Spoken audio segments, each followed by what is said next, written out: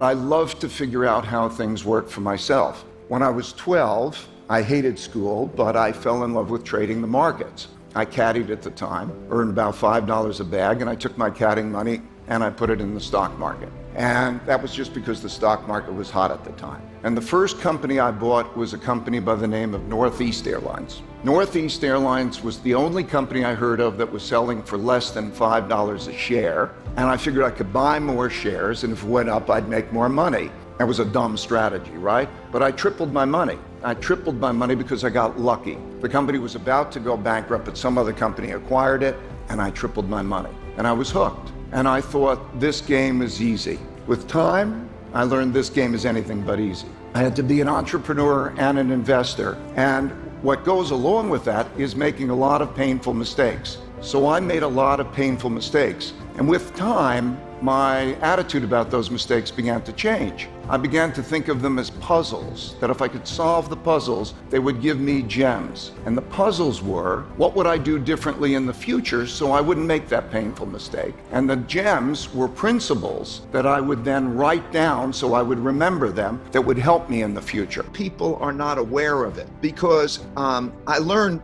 from my experiences that many things that happened in my lifetime that surprised me never happened in my lifetime before, but they happened many times before. Go back in history, I could see that. The first time that happened was in 1971. I was clerking on the floor of the New York Stock Exchange. Walked on the floor of the stock exchange. I figured there was a big crisis. And I walked on the floor of the stock exchange and the stock market was up 4%, which was the most in a couple of decades. And I said, wow, that's surprising. Roosevelt did the exact same thing on March 5th, 1933. The federal government and the Federal Reserve decided to produce a lot more money and credit. So yes, you need these perspectives, and I want to pass that along, which is why I'm passing along that research on the LinkedIn piece. Self-sufficiency. I think that we're going to produce different things and we'll be self-sufficient. We operated in a world where we were globally connected and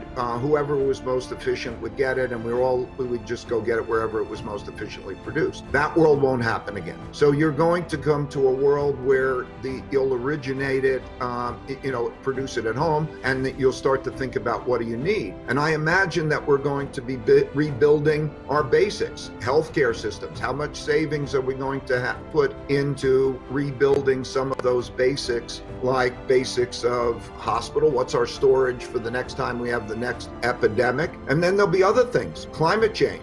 This is the act of nature that hit us over the head, the virus. But there's other evolutionary costs that are going to come in the form of climate change and those types of things. All of those things are important to imagine in imagining the new world order, I think. If you are spending more than you are earning, I think there's technology advances will help productivity. But the nature of those technology advances, most importantly, thematically, technology is replacing people too. So productivity, the ability to do things better, is improved, but then you still have the issue of the wealth gap. So I would say you will see some form revolutionary changes in how things work. Probably a lot of conflict to get there. Probably, a power struggle. I would say that you will see a more powerful, successful